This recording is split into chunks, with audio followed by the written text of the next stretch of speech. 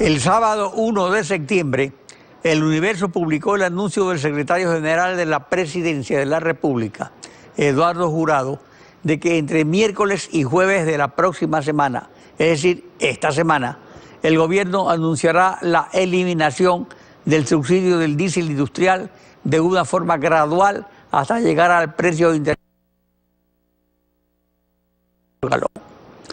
Está con nosotros Luis Felipe Vizcaíno, presidente de la Federación Nacional de Transporte Pesado. Buen día, bienvenido a Contacto Directo. Buenos días, don Alfredo. Ahora, según información que nos han enviado a ustedes, la Federación de Transporte Pesado, creada en diciembre de 1971, aglutina a más de 3.500 empresas con 220.000 unidades. Y según cifras del Banco Central, la industria del transporte aporta con el 5.9% del Producto Interno Bruto. Estas unidades son el transporte de mercaderías y todas sus unidades usan diésel, y el transporte público de personas también, esa es otra federación, pero también consume diésel.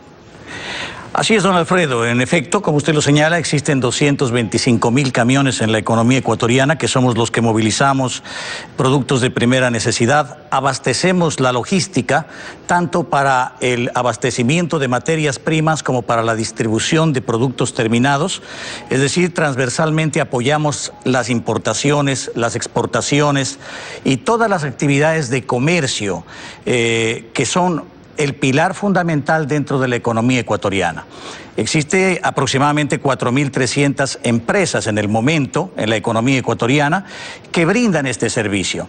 Y la idea, pues justamente es de que el sector del transporte, que es estratégico en la economía, que moviliza el arroz, el azúcar, la leche, los productos de primera necesidad, así como los productos industriales, sea un aliado estratégico en la economía y permita generar más desarrollo y competitividad.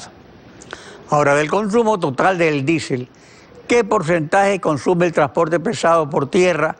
¿Cuánto el transporte marítimo? ¿Quién consume más, ustedes o la pesquería? El transporte pesado por tierra consume aproximadamente el 60%. El 25% lo consume el sector industrial y el 15% lo consumen dividido entre termoeléctricas, entre sectores que prácticamente consumen una mínima cantidad, como por ejemplo también el reprocesamiento en refinerías, etcétera. Pero el mayor impacto de consumo lo genera el transporte terrestre en aproximadamente el 60%. Y dentro de ese transporte terrestre sería un porcentaje mínimo, digamos, el que no es de transporte público o de carga, porque aquí hay pocos carros a diésel, digamos, carros privados, ¿no? Así es, en la estructura general prácticamente sería un porcentaje muy reducido porque realmente pues hay muy pocos motores a diésel. La mayoría de motores a diésel están orientados hacia el sector de generación de motores fuertes, que son los que mueven la carga, y también grandes buses que mueven pasajeros. Ahora, hay cifras del consumo de contrabando. ¿Cómo se puede evitarlo? ¿Controlando los cupos en Petroecuador a los distribuidores? Bueno, debería haber una política más radical de parte de Petroecuador y sus controles en fronteras a nivel general, a nivel nacional. Y en eso nosotros como transportistas estamos totalmente dispuestos, don Alfredo, a colaborar radicalmente. No puede ser posible que a nuestro país lo ubiquen a nivel regional en el puesto 26 de entre 32 naciones, como los países ubicados entre los más corruptos. A nivel general, a nivel mundial, prácticamente en el puesto 92 entre 130 países, según Transparencia Internacional. Son cifras alarmantes y este es un tema que tiene que combatirse, todos hemos visto con asombro cómo, por ejemplo, la Comisión Anticorrupción señala que en el país se pierden más de 35.000 millones de dólares por la corrupción en los últimos 10 años. Se tiene que investigar a dónde fueron esos recursos y generar un precedente de transparencia en el Ecuador. La focalización del subsidio, ¿qué significaría?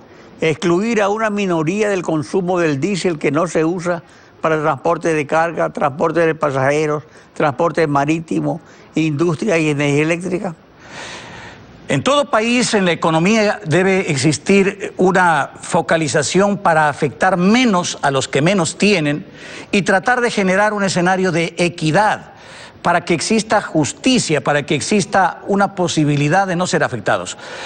Al nosotros transportar, don Alfredo, prácticamente los productos de primera necesidad, productos terminados, la ropa, el arroz, el azúcar, la leche, etcétera, de afectarse directamente al diésel, se afectaría directamente a la ciudadanía que consume y a la ciudadanía posiblemente más pobre. Es decir, hay una sensibilidad muy alta en el tema diésel.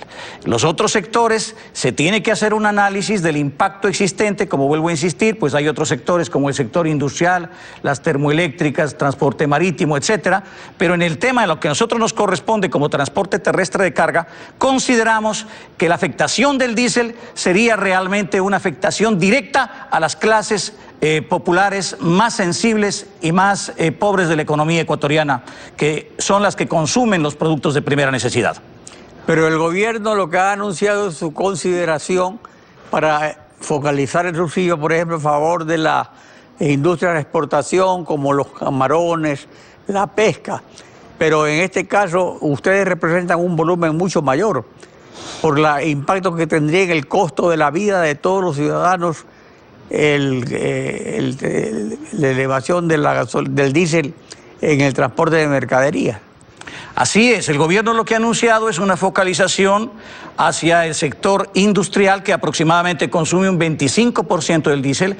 Ha anunciado la apertura de mesas de diálogo, pero esperamos que este diálogo realmente sea real, sincero, transparente. Usted recordará, don Alfredo, en el gobierno anterior también se convocó a un diálogo, pero fue un diálogo lamentablemente unilateral. Aquí un diálogo significa dejar posiciones personales y poner por delante el bien común del Ecuador. Un diálogo transparente, un diálogo efectivo. Y más allá de un diálogo, yo creo, don Alfredo, lo que le hace falta al país es una verdadera concertación nacional en donde todos los actores de la sociedad ecuatoriana tratemos de gestar las mejores condiciones para el desarrollo humano, para el bienestar de los ecuatorianos y para apoyar y aportar al desarrollo de la economía del país.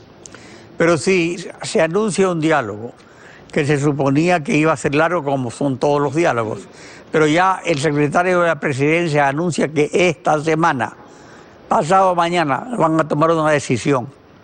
Entonces no va a haber diálogo.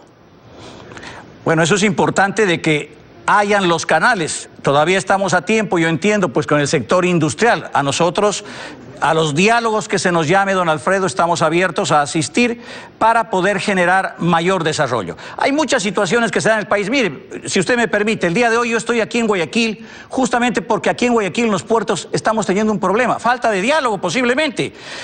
Por Guayaquil entran 2 millones de contenedores al año. Se ha establecido una ordenanza para trabajar 24 horas y ordenar la ciudad. Sin embargo, a raíz de esta situación, los patios de contenedores han establecido un valor de $40. Por 2 millones son 80 millones de dólares que afectarían a los transportistas ecuatorianos. Nosotros vamos a asistir hoy porque se ha interpuesto un amparo constitucional ante un juez que, luego de que la viceministra, los exportadores, los importadores y los transportistas, en un diálogo aparente, habíamos acordado y consensuado con los patios de contenedores que se suspenda el pago de esa tasa, aplican un amparo constitucional y se deja insubsistente esa medida. Nosotros estamos muy preocupados, muy vigilantes y hoy asistiremos.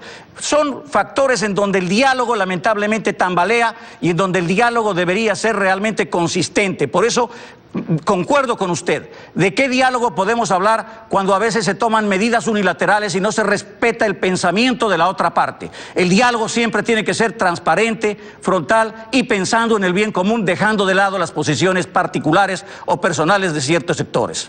Además, si va a haber un diálogo, en este momento sería un diálogo de 24 horas. ¿Cuál sería la razón?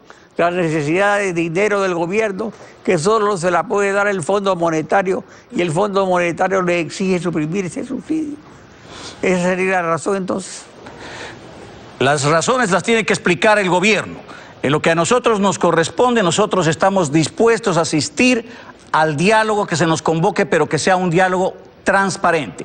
El transporte ecuatoriano, Alfredo, está aquí para apoyar al sector exportador, para apoyar al sector importador, para apoyar al comercio nacional, para apoyar a la industria y para colaborar en lo que tenga que colaborar con nuestras autoridades y con el Estado en forma transparente y efectiva. Los transportistas nos hemos preparado para generar un escenario de competitividad internacional. Le pedimos al Estado que nos apoyen para ser exportadores de servicios en el área andina. Estamos capacitados para llegar a toda la comunidad porque estamos estratégicamente ubicados en el corazón del área andina. Y estamos aquí para aportar al desarrollo ecuatoriano en todas las variables que nos correspondan, don Alfredo. Luis Felipe Vizcaíno, presidente de la Federación de Transporte Pesado. Gracias por su participación en Contacto Directo. Muchas gracias.